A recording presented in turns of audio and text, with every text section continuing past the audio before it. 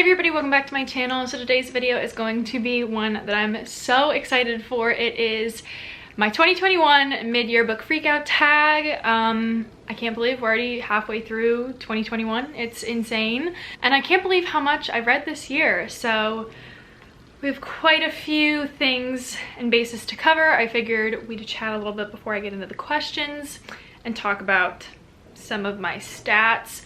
I don't actually have my personal book tracker up to date. I have to edit a couple more books to it, but as far as Goodreads goes, my goal for this year was to read 100 books, and as of this moment I am halfway through that. I've read 50 books this year and it is June 21st, so I've read 50 books this year. That's pretty crazy. I have some of my most notable picks here. What they are notable for though, we'll get into in a second. So I will have the original creator tagged down below, as well as the questions. If you guys feel like doing this as well, I'd love to hear your answers. And let's get started. So the first question is the best book you've read so far in 2021. And this was surprisingly easy. I think that I've gotten pretty good at noticing what makes a notable 5-star read for me, and I have two. I could not pick just one. I do have two. So the first we're going to talk about is The Devil All the Time by Donald Ray Pollock. This is not my typical genre I read. This is much more of like a southern gothic thriller type of vibe, and I absolutely adored this book start to finish. I loved it. If you're looking for something that is incredibly captivating and immersive, I would recommend this book. You really feel like you're getting sucked into the town. Essentially, Devil All the Time is about two pretty small towns, and we're just following a cast of characters and all of the very dark and gritty drama that goes on in this town. There are trigger warnings definitely in this book. Please look them up before you go. Proceed with caution. But like, it's incredible. There is so much going on. We have a preacher who eats spiders in his act of sharing the gospel. And we have a like duo of serial killers. We have a boy who is just trying to get through the hand that he's been dealt in life, and he's having a rough time at it. I loved this book. It was 5 stars. I could not put it down. I was so entertained and interested. I love the way that Donald Ray Pollock writes. I was so captivated and intrigued. I know that he has quite a few other books, one specifically being Knock 'em Stiff, which they do reference Knock 'em Stiff in this book. So I'm excited to see how that goes. I have not yet watched the movie through. I think I'm like an hour in, but it has a lot of notable Hollywood names. I highly recommend it, and I will definitely probably be picking up more Donald Ray Pollock works in the near future. And then the next book was Daisy Jones and the Six by Taylor Jenkins Reid. I read this in like a day. It was absolutely incredible. I love Taylor Jenkins Reid's style of writing. I felt so intrigued and head over heels in love with this cast of characters. We are following a rock and roll band and its origin story in the mid-70s and what it means to be at the top of rock in the 70s. And it's so good. The origin story all the way to their disbandment, you get it all, and it is heartbreaking. It is like you feel like you're riding a high of being in a rock band. It's incredible. I highly recommend it. I'm so glad that this was the first Taylor Jenkins Reid that I read, and I have bought literally every other book of hers that I can get my hands on, and I'm so excited. So yeah. Okay, the best sequel I've read for 2021. I specifically remember not being really able to answer this question last year, and I made sure that I'd be able to answer it this year. Most notably, Take a Hint, Danny Brown by Talia Hibbert. I have the library binding still stuck to it, but if you guys saw me read Get a Life Chloe Brown earlier this year, I had to pick up Take a Hint Danny Brown. I loved this. I gave it 5 stars, just like I had given Get a Life Chloe Brown. Really, really, really enjoy Danny and Zafir as characters. I found their romance a lot more relatable, like just their personalities. I could not necessarily see myself falling for somebody like a Red from Get a Life Chloe Brown, but that's okay. Zafir is the dream man, and I absolutely loved their romance. It has a lot of like the fake dating trope if you're into that, and then like friends to lovers as well. I love it. I definitely did fall off like within the last 100 pages because there is a lot of miscommunication in the book, which frustrates me, and I don't know, towards the end I just wasn't as like invested in it as I feel I was with Get a Life Chloe Brown, but I still love it, and in my opinion Danny and Zafir hold rank. So I'm really excited to get to Eve's book this year because it just came out in March, and we'll see how that goes. And the next question is new release that you haven't yet read. I have quite a few. The first being Malibu Rising by Taylor Jenkins Reid, obviously. When this came out, or when they released the June Book of the Month picks, there was no question I was getting this, and then I wanted to read Daisy Jones and the Six, so I did. I'm really excited. I don't know too much. All I know is we're following 4 siblings, children of very wealthy people in Malibu, one can presume.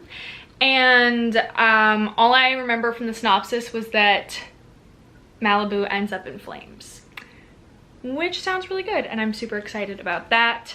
And then this little gem, People We Meet on Vacation by Emily Henry. I just finished Beach Read. We'll talk about it a little bit later, but I'm so excited. I'm pretty sure this is told over the span of like a few years, maybe, and it's essentially a couple, friends to lovers, I believe, and they only interact with each other when they go on vacation. They meet up to go on vacation every year or a couple times a year, and we're following their story, which sounds so cute. So okay, the next question is most anticipated releases for the second half of the year. Most notably that I can think of, The Bride Bet, which is the final book. The Bride Bet is the final book in the Tessa Dare Girl Meets Duke series. We have been leading on to this final romance, this final couple story for quite, like the last 2 books actually, I feel like. And I'm excited. I'm really excited. Other like releases that I guess, Kingdom of the Cursed is coming out in late October. It's the second book in the Kingdom of the Wicked, like that type of whole personification of the 7 Deadly Sins series by Carrie Maniscalco. It was my first Carrie Maniscalco book I read, and it was spectacular. I absolutely love it. It's actually right here. It's so beautiful. I genuinely cannot wait until the next book comes out, because we did leave on quite a bit of a cliffhanger. Biggest disappointment of the year. Let's talk about it. The biggest one, I cannot scream this enough, Den of Vipers. It was really hyped on TikTok. I read it, literally trash. It was the worst way to start off my year. I'm pretty sure it was the first book I read this year. It has me questioning some people's tastes. It's a reverse harem romance. There's like 5 guys and 1 girl, and it's like 95% sex, and then the other 5 is like extreme violence. And the main character, the main girl, has very different characteristics that she portrays with each of the guys, almost to the point where she kind of seems like a different character, and that's why I wasn't the biggest fan of it. Another one, Corrupt. It's the first night in the Devil's Night series. It's by Penelope Douglas. If you guys read the book Punk 57, If you guys read the book Punk 57 by Penelope Douglas, it's like a companion series to that standalone. Devil's Night is referenced in the book Punk 57 quite a few times, I think. And I read the first book and I was extremely disappointed in it. There are some extreme trigger warnings for it, so definitely look them up.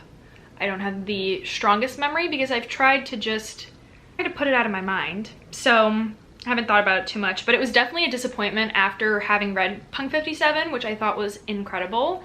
I do believe that series came before, so maybe it means that Penelope Douglas's writing has just improved. However, I did try and read another one of her books, and the trope in it was questionable, so I did not continue. And then, this one's probably a little controversial. This book, The Hating Game by Sally Thorne. I read this around spring break. It wasn't what everybody had hyped it up to be, which was definitely disappointing. I'd heard a lot of people talk incredible things about it, that Sally Thorne was a great writer, and the romance was okay. It was very mediocre in my opinion. I felt like I had read it before, and it just didn't stand out. I'm really apologetic to Joshua Templeman because he seems like a great guy, but I don't know. I just wasn't the biggest fan of it. The smut wasn't great. The romance was, you know, eh. And there wasn't enough witty banter for me. So it wasn't my biggest, you know, my biggest hit for the year. And it has kind of like steered me away from Sally Thorne's writing. I know she just came out with another book, Second First Impressions, if I'm correct. And I have kind of been hesitant to pick it up because I didn't like The Hating Game. So if anybody else has the same opinion and really liked Second First Impressions, let me know if I should give it a second shot, because this didn't do it for me and I'm kind of sad about it. But I will watch the movie because maybe it will be better. Who knows? Okay, after some disappointing things, we can go to biggest surprise, reading surprise of this year, which was 1000% Punching the Air by Edie Zaboy and Dr. Yusuf Salaam. Holy cow, this was incredible. I read this in like one sitting. It is a book in verse, and I don't like verse. I've come to realize that. I wasn't the biggest fan of Clap When You Land, mostly because it was in verse. I liked the story, but I just wasn't jiving with some aspect, and I kind of felt that a little bit towards this too.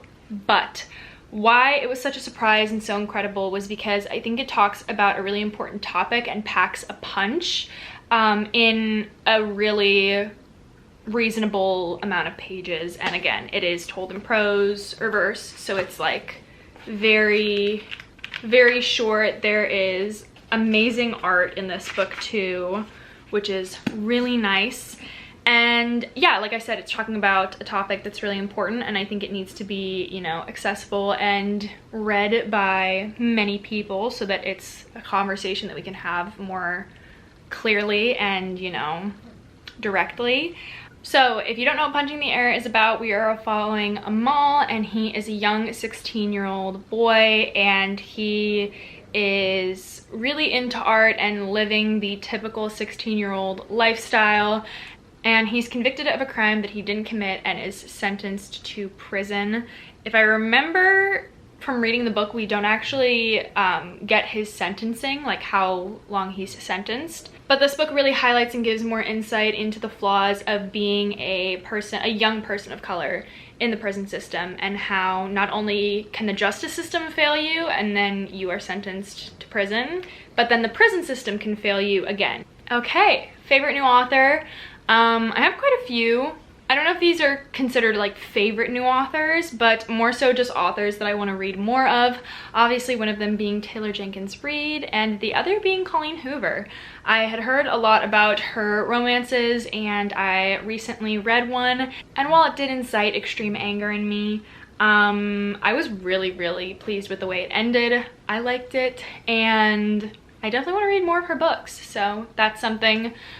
Stephen King, not a new author necessarily, but new to me, and I read Misery at the beginning of this year, and I do want to read more King works, so there's that. Next question is newest fictional crush. Atlas Corgan from It Ends With Us. Yes. Gus from Beach Read by Emily Henry. I literally can't. The sexual tension in that book is incredible. Zafir from Dani Brown. I love Zafir so much, I cannot put it into words. Okay, next question is newest favorite character. I have two. Daisy from Daisy Jones and the Six. She's an incredibly complex character, and you can tell that rock and roll has done a lot to her. And also from the interview, you can tell that she isn't the same person she was when she started off in the band, which I thought was really nice. And yeah, I think about her daily. I absolutely love Daisy. And also Addie LaRue from The Invisible Life of Addie LaRue. I did not think I would give that book much thought after I finished it. I'm pretty sure I did a reading vlog on it. I'll try and link it if I remember to. But I do quite often think about the position she was in, and also how lucky she is to have that absolute sex god of a man pine after her. Anyways.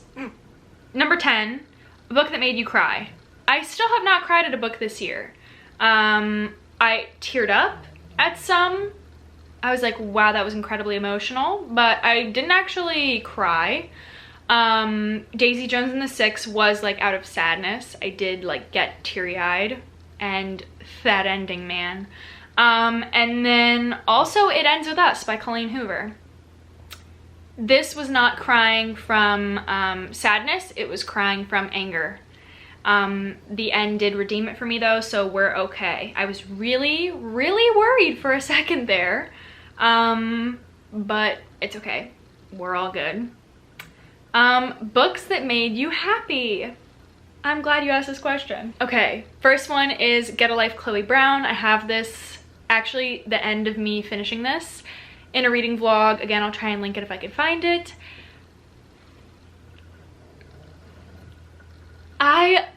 I got so happy when I finished this. It's such a nice ending. I really liked it.